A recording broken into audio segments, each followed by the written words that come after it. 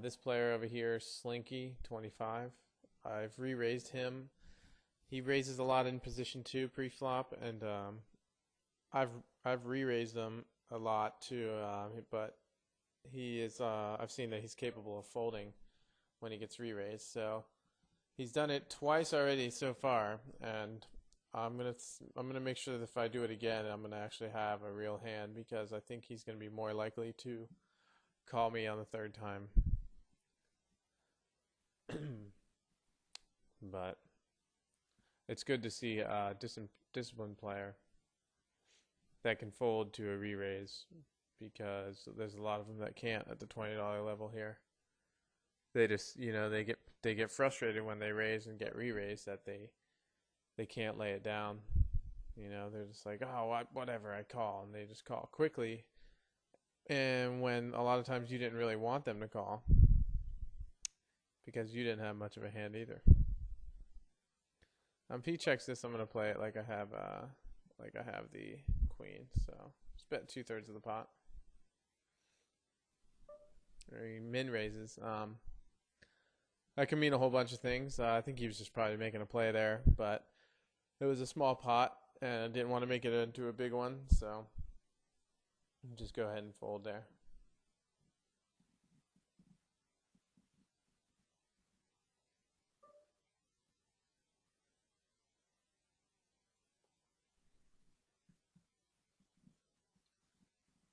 Considering just limping into that pot, but I didn't want to look weak and have him go all in, and then of course I wouldn't be able to call it. Well, I folded last time on the button, so I'm just gonna go ahead and raise this one. And they actually folded, which is good.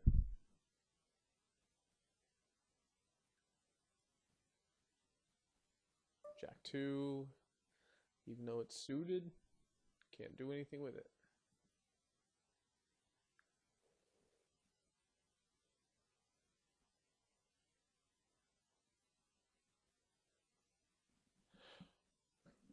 I don't understand the min bet there, unless he was drawn to a flush and he just hit.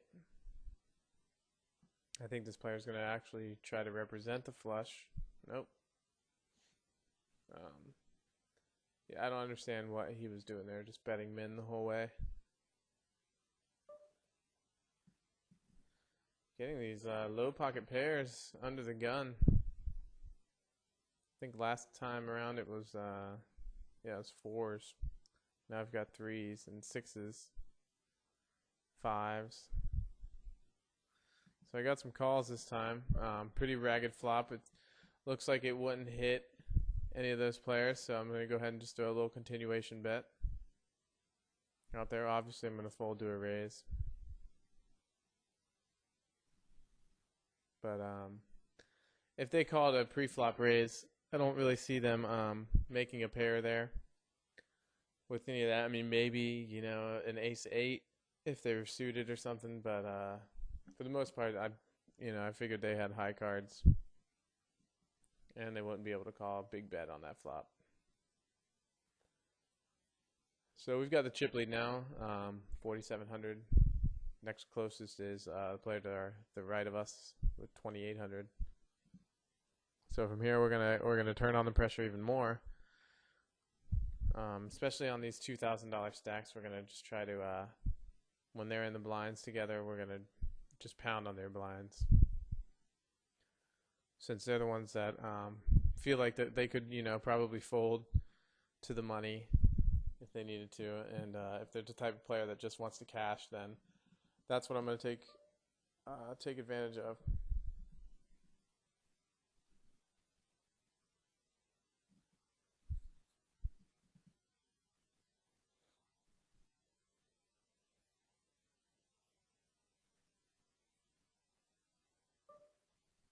I'm gonna fold this one just to try to maybe put a tight image in their minds, because I'm gonna raise the next hand for sure, unless the player to my right raises before me.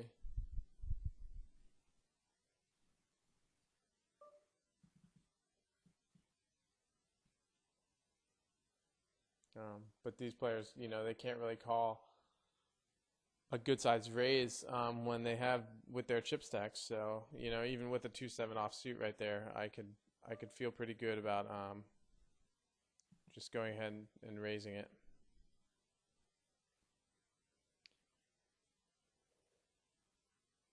And I raised a little more. I probably should have raised another 800 here. I backed off a little bit, but I do like to vary the raise a little bit just to keep them on their edge, keep them on their toes.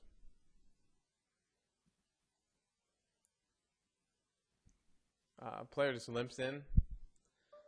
Yeah, I'm glad someone else went all in because I was going to probably raise them all in with my ace-7. And this is just a horrible way for this player to go out. He had a king-10. If you're going to decide to play the pot when you're that short stack, just go all in because this is the weakest way to play your hand. And, I mean, probably in that situation, he wasn't going to get the ace-queen to fold, but that's just a horrible way to go out. All right, so chip stacks now. These two players are about average or about even with 2,400. The other big stack is to my left. So this hand coming up right here is the one that I'm gonna start raising a lot. But I am gonna make sure I have a little bit more. I mean, I'm not gonna do it with the 2-7 now.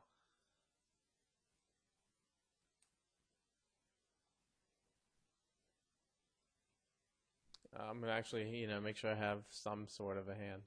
And ace-9 was more than what I require to raise in that situation. So you can see they're folding a lot. They don't want to be the one to bust out. They're probably right now tightening up, waiting for the good pocket pairs. And that's what we're going to take advantage of. You see, just like a bubble of any tournament, there's going to be all the tentative people that don't want to bust, and you got to learn how to take advantage of that. Got a 2-9 offsuit here. We're on the button though. Someone's going to have a real strong hand to play back at me. And see, he called here, so he calls and doesn't raise. All right. Well, he probably has a pocket pair. He would have made more money if he just checked, because I was definitely going to bet. But yeah, I mean, every now and then you'll run into a pocket pair. If he had any pocket pair right there over 5s, then he could feel pretty confident that he had the best hand. And I'm gonna watch out for that player now because he's the one that can do me damage. But these other two, I mean, I'm just gonna raise as much as I can on them.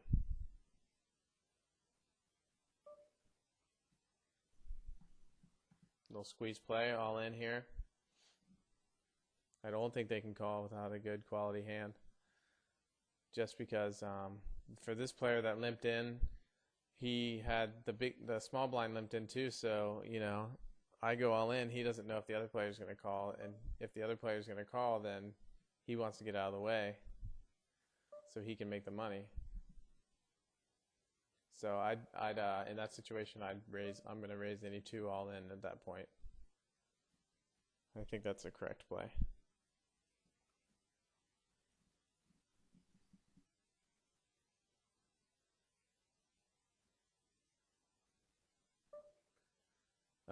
This player's from the small blind. I don't want him calling. Okay, good. He's the one that I have to worry about the most because he's got enough chips to really put a serious dent in my stack and make me the short stack. But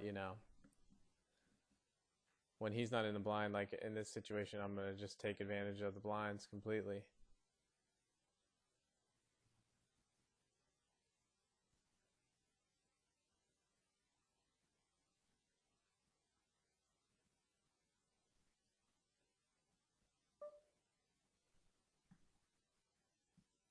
I think he's setting me up here, but yeah, he was. That's a good play by him, but he only had an ace-6. I mean, he's going to put his tourney life on an ace-6, Is that a good play by him? I don't know. I mean, maybe. he slow played an A6 just because he knew I was gonna go all in, but that's by far a lock situation. So I don't know what he's doing.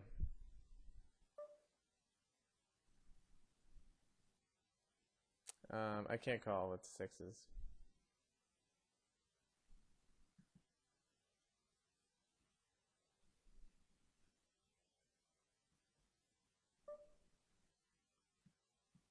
All right, and obviously we have two stacks now that are creeping up to my chip lead.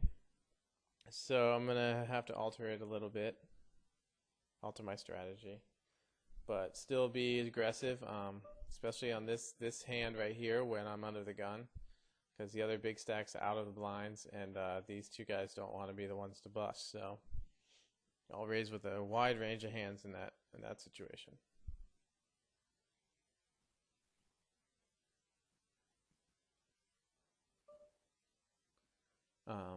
Just gonna call this. I got a suited connector. This player is starting to act like he's got some momentum. So I flopped the nuts, which is a very good situation for me. Hopefully he has a king, and he risks this. I'm just gonna go big bet all in. I think he would have called if he had a king there. I guess he didn't.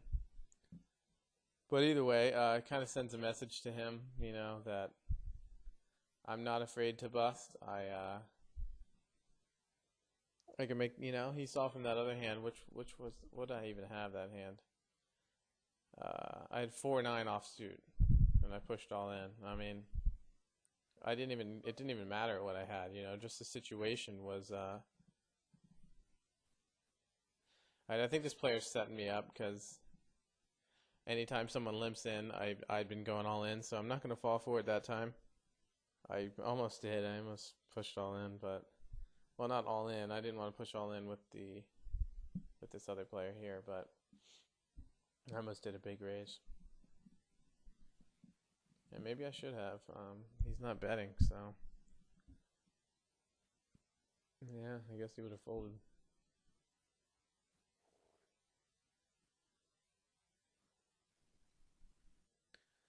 All right, well, that's almost a mixed blessing right there. We got a real short stack now, and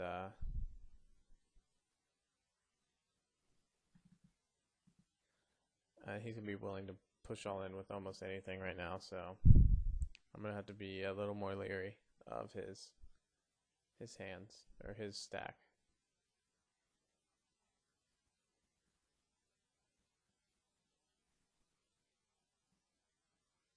Obviously, we're going to call this, you know, we have a pretty good ace. We're actually the favorite. I'm not good in these situations, though. I very rarely win them. All right, so we win that one.